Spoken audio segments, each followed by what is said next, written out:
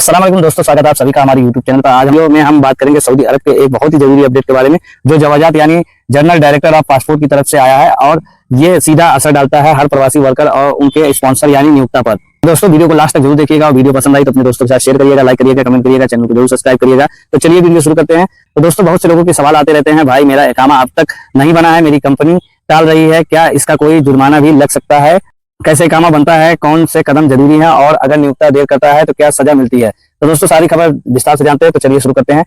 यहाँ पे बताया गया इकामा क्या है और क्यों जरूरी है। सबसे पहले समझ लेते हैं इकामा क्या होता है। इकामा सऊदी अरब में आपका रेसिडेंटी आईडी है, जो साबित करता है कि आप कानूनी तरीके से सऊदी में रह रहे हैं और काम कर रहे हैं।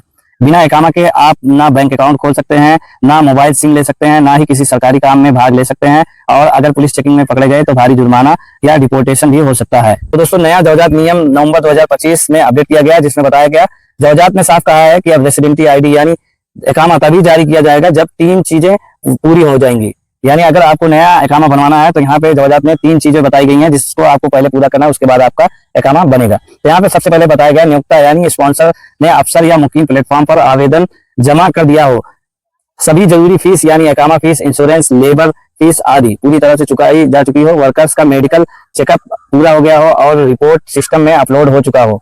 अगर ये तीनों चीजें कंप्लीट रहेंगी तभी आपका रेसिडेंटी आईडी इकामा आईडी बनेगा। इसके बिना इकामा जारी नहीं होगा, चाहे आपका वीजा वैध क्यों ना हो। यहाँ पे साफ बताया गया आपको पहले ये तीनों जो बताया गया है वो आपको करना पड़ेगा, उसके बाद ही आप इकामा बनवा सकते हैं। तो आप लोगों को फिर से बता देता हूँ।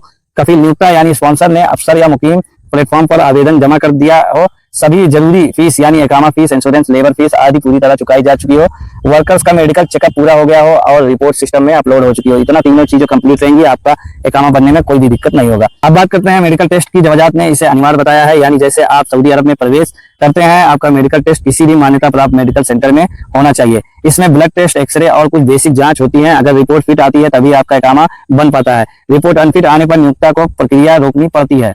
तो 90 दिन की समय सीमा दी गई है इसमें, और अगर 90 दिन से ऊपर होता है तो 500 रियाल जुर्माना भी बताया गया है। तो अब सबसे बड़ा पॉइंट है, जवाजात ने एक नई डेडलाइन तय की है। अगर कोई भी वर्कर सऊदी अरब में प्रवेश के 90 दिन यानी 3 महीने के अंदर इकामा नहीं बनवाता तो उसके नियोक्ता यानी स्पॉन्सर पर 500 रियाल का जुर्माना किया जाएगा।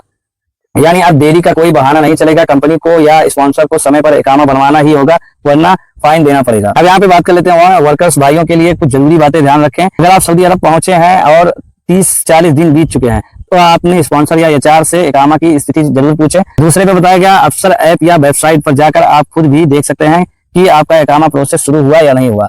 मेडिकल रिपोर्ट का रिसिप्ट या रेफरेंस नंबर अपने पास रखें, या बाद में बहुत काम आता है। अगर दोस्तों कंपनी 90 दिन से ज्यादा देरी कर रही है तो आप लेबर ऑफिस या मिनिस्ट्री ऑफ ह्यूमन रिसोर्स में शिकायत भी कर सकते हैं, इससे कंपनी पर कार्रवाई हो सकती है। तो दोस्तों यहाँ पे बताया गया अफसर और मुकीम से कैसे चेक करें। तो यहाँ पे बहुत से लोगों को ये नहीं पता है कि इकामा का स्टेटस कैसे चेक किया जाता है। 2 तरीके हैं। तो सबसे पहले अफसर का हम लोग जान लेते हैं। तो अफसर पे वेबसाइट या मोबाइल ऐप पर लॉगिन करें, माई सर्विस पासपोर्ट रेसिडेंटी। अफसर लॉगिन करने के बाद वहाँ पे माई सर्विस का ऑप्शन आएगा, उस पे जाए। माई सर्विस के ऑप्शन के बाद आपको पासपोर्ट का ऑप्शन दिखाई देगा, उस पे जाए। उसके बाद रेसिडेंटी आईडी में जाकर आप स्थिति देख सकते हैं। दूसरा तरीका है कि मुकीम पोर्टल, जहाँ नियोक्ता या एचआर विभाग आपके डेटा से इकामा आवेदन चेक कर सकता है। जैसे वो आपका जो मुदीर होगा या एचआर होगा वो मुकीम प्लेटफॉर्म के जरिए, पोर्टल के जरिए आपका इकामा आवेदन चेक कर सकता है। अगर वहाँ पेंडिंग मेडिकल या फीस नॉट पेड लिखा है तो समझिए कुछ कदम अधूरे हैं। अब यहाँ पे दोस्तों लास्ट हम लोगों को बताया गया। तो भाइयों यह अपडेट हर प्रवासी के लिए बहुत जरूरी है। अब से इकामा बनवाना सिर्फ कंपनी की जिम्मेदारी नहीं बल्कि वर्कर्स को भी सतर्क रहना चाहिए। कभी कभी कंपनी भूल जाती है या देरी कर देती है और नुकसान वर्कर्स को उठाना पड़ता है। इसलिए मेडिकल टेस्ट जल्दी करवाएं, अफसर पर खुद चेक करते रहें और अगर देरी हो रही हो तो तुरंत पूछताछ करें, क्योंकि इकामा सिर्फ कार्ड नहीं है, यह आपकी सऊदी जिंदगी की पहचान है। तो दोस्तों आज हमने जवाजात का नया नियम, इकामा प्रोसेस, मेडिकल की अनिवार्यता, 90 दिन की डेडलाइन और 500 रियाल का पूरा सच। दोस्तों ये थी फुल अपडेट की अगर आप सऊदी में नया जा रहे हैं और आपको इकामा, जैसा कि पहले बहुत सारे लोगों का ये कहना होता था कि भाई मैं यहाँ पे आए 6 महीना हो गया, साल भर मेरा कफील इकामा नहीं बनवा रहा है और प्रोसेस नहीं कर रहा है, मैं बहुत परेशान हूँ। तो अगर अभी कंपनी या कफील आपका इकामा नहीं बनवाती है तो आप मिनिस्ट्री ऑफ ह्यूमन रिसोर्स में जाके कंप्लेन कर सकते हैं ऑनलाइन, या आप ऑनलाइन भी कंप्लेन करने का ऑप्शन रहता है, उसमें मिनिस्ट्री ऑफ ह्यूमन रिसोर्स की वेबसाइट पे जाके ऑनलाइन कंप्लेन कर सकते हैं। या तो आप लेबर ऑफिस में भी जाके कंप्लेन कर सकते हैं कि हमारा इकामा बनाने में हमारा जो कफील है, नियोक्ता है, वो लेट कर रहा है, उसकी वजह से मुझे प्रॉब्लम हो सकती है। तो दोस्तों अगर आप भी सऊदी अरब में हैं तो आपके लिए इकामा कितना जरूरी है आपको पता होना चाहिए। तो अगर आपको वीडियो अच्छी लगी हो दोस्तों के साथ शेयर करिए, लाइक करिए, कमेंट करिए, चैनल को जरूर सब्सक्राइब करिएगा। मिलते हैं नेक्स्ट वीडियो में। अस्सलाम वालेकुम।